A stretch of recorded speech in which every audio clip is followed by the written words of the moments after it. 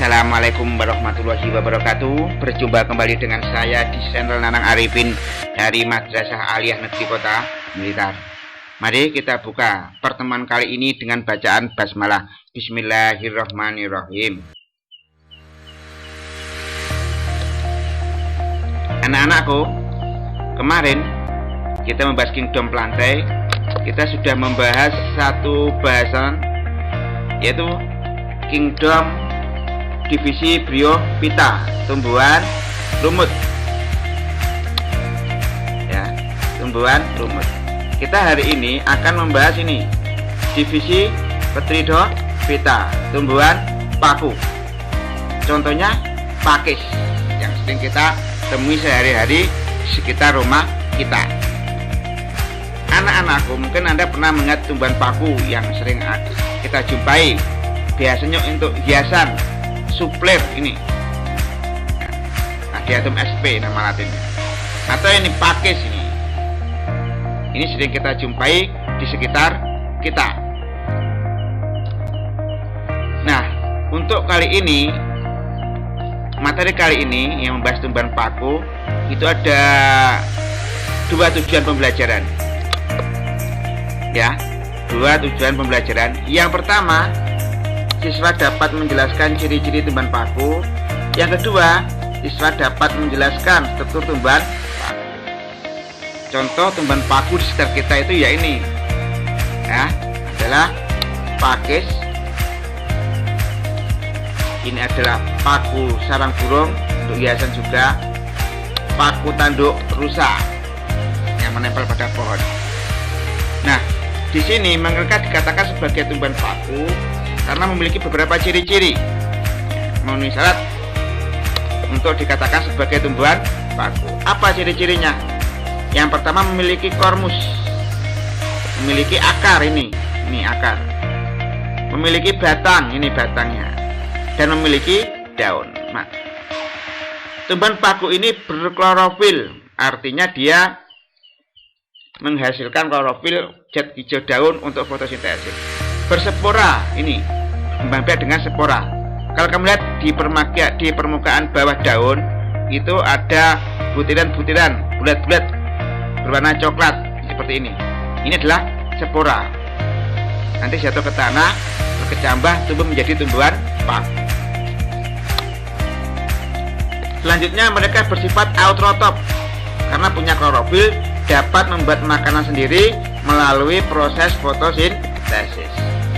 Memiliki berkas pengangkut xilem dan floem. Xilem untuk mengangkat air dari akar ke daun, floem untuk mengangkut hasil fotosintesis dari daun ke seluruh tubuh tumbuhan. Yang bersifat konsentris, jaringan yang satu di tengah, yang lain mengelilingi. Ini seperti xilem ya, ini dikelilingi oleh floem, itu konsentris, atau floem dikelilingi oleh xilem, itu jaringan konsentris. Nih, batangnya yang ini, yang terpendam dalam tanah ini dalamnya seperti ini, xilem floemnya, susunan dalamnya seperti ini. Itu ciri yang keempat. Selanjutnya, ciri yang kelima dari tumbuhan paku itu apa? Mengalami masa pergiliran keturunan dari fase sporofit, pembentukan spora, sampai fase gametofit, pembentukan gamet jantan betina, dan yang lebih dominan adalah sporofit. Jadi dari bentuk spora, tumbuhan paku, lalu tumbuhan paku menghasilkan spora lagi, itu ada dua fase, sporofit dan gametofit. Tumbuhan paku hidupnya itu ada cara hidrofit. Hidrofit itu hidup di atas permukaan air. Contohnya ini, tumbuhan paku Asolapinata. Biasanya ini untuk makanan ikan gurame atau ikan lele sebagai makanan tambahan di air. Ada higrofit, tumbuhan paku yang mampu menyesuaikan diri pada tempat yang lembab, memiliki kadar uap air yang tinggi. Contohnya ini, paku sarang burung. Lalu ada epifit, seperti ini, paku tanduk rusa, menumpang pada tumbuhan lain. Nah, Ini yang epifit. Itu ciri-ciri dari tumbuhan paku. Nah, struktur tumbuhan paku yang nanti kita bahas itu ya meliputi ini. Nanti kita membahas tentang akarnya. Bagaimana? Ini batangnya ya, ini ya. Batangnya. Lalu daunnya bagaimana dari tumbuhan paku? Mari kita bahas satu persatu. Akar pada tumbuhan paku itu akar serabut seperti ini. Apa itu akar serabut seperti ini ya? Akar serabut itu ya. Akar serabut dari pangkal batang muncul banyak akar pokok. Akar tunggang dari pangkal batang muncul satu akar pokok. Nah, ini tumbuhan paku itu akarnya adalah serabut. Yang kedua, pada batang tumbuhan paku, ini yang perlu kamu, itu bersifat rizom. Apa itu rizom? Ini akarnya ini, batangnya ini terpendam di dalam tanah. Ini disebut batangnya rizom. Daunnya berdasarkan ukurannya, tumbuhan paku dibedakan jadi dua. Ada mikrofil, itu yang A. Yang B, ada yang makrofil. Apa perbedaannya mikrofil makrofil? Kalau mikrofil berukuran kecil, seperti rambut atau sisik, nggak punya tangkai daun seperti ini, dan tidak ada tulang daunnya seperti ini. Kecil seperti rambut atau sisik. Lalu ada yang bermakrofil, ini seperti tanaman pakis, berukuran besar, ada tangkainya dan bertulang daun. Nah, tumbuhan paku berdasarkan fungsinya, daunnya ada daun tropofil. Daun tropofil daunnya kecil-kecil, hanya untuk fotosintesis saja. Sporofil selain untuk fotosintesis karena mengandung klorofil, juga menghasilkan spora seperti ini. Ini daun pakis, di bagian permukaan bawah daun ada butiran-butiran coklat, itu mengandung spora. Terus sporofil. Kalau daunnya hanya untuk fotosintesis mengandung klorofil, itu daun tropofil. Nah, ingat, tumbuhan paku berkembang biak dengan spora. Di dalamnya itu, di dalam spora ada di dalam sporongium. Ini contoh sporongium. Ada beberapa bagian dari sporongium. Yang pertama sporongoiofor ini. Itu sebagai tangkai sporongium. Yang kedua anulus. Ini anulus. Ini anulus. Deret sel mati yang mengelilingi sporongium. Yang ketiga operculum. Ini operculum. Tutup kotak spora. Yang keempat adalah peristrom. Ini peristrom. Gigi yang melingkari operculum.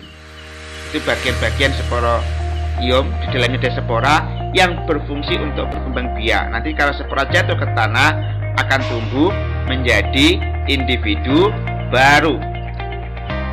Nah, berdasarkan spora yang dihasilkan, ada 3 jenis tumbuhan paku. Yang pertama adalah tumbuhan paku homospora. Dia hanya menghasilkan satu jenis spora saja. Spora berkecambah, jatuh ke tanah, tumbuh jadi protalium. Protalium tumbuhan paku muda. Dalam protalium ada antheridium, ini jantan.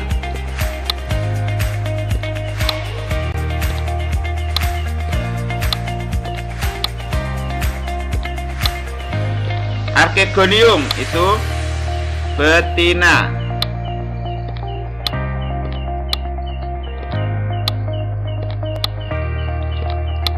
Antheridium menghasilkan sperma, Archegonium menghasilkan ovum. Ketemu jadi zigot. Zigot tumbuh menjadi tumbuhan paku homospora yang menghasilkan satu jenis spora. Di dalamnya ada sporofil, di dalamnya ada sporongium, di dalamnya ada spora. Jatuh ke tanah itu tumbuh menjadi protolium kembali.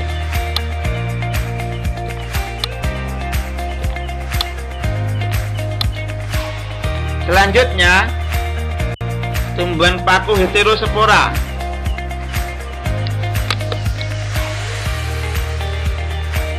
Tumbuhan paku heterospora ini menghasilkan spora yang berbeda ukuran. Ada yang kecil mikrospora, ada yang makrospora. Kalau mikrospora itu jantan.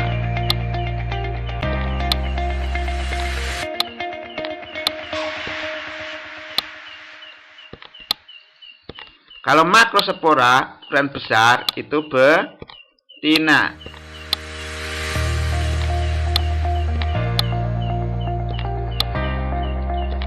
Tumbuh menjadi mikroprotalium, makrospora tumbuh menjadi makroprotalium. Mikroprotalium mengandung antheridium, makroprotalium tumbuh menjadi archegonium. Antheridium menghasilkan spermatozoid, archegonium menghasilkan sel telur. Ketemu jadi zigot. Zigot di sini nanti akan tumbuh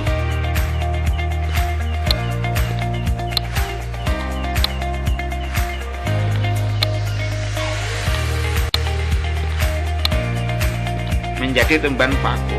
Di dalamnya ada mikrosporofil, makrosporofil. Di dalamnya ada mikrosporangium, ada makrosporangium.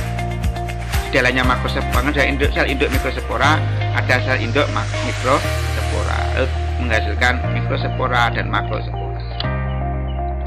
Selanjutnya yang ketiga adalah tumbuhan paku peralian.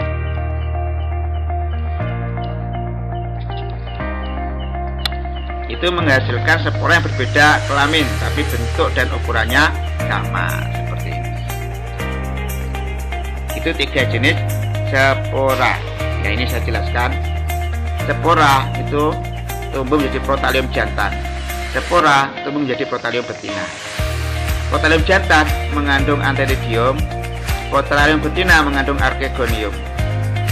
Antheridium menghasilkan spermatozoid, archegonium menghasilkan ovum. Ketemu fertilisasi jadi zigot. Zigot tumbuh menjadi tumbuhan paku. Di dalamnya ada sporofil, di dalamnya ada sporongium. Sporongium menghasilkan spora. Di sini bentuk sporanya nggak ada jantan, nggak ada betina. Tapi ini jantan betina, tapi bentuk ukurannya sama. Mungkin ini dari saya. Mari kita akhiri pertemuan kali ini dengan doa akhir majelis.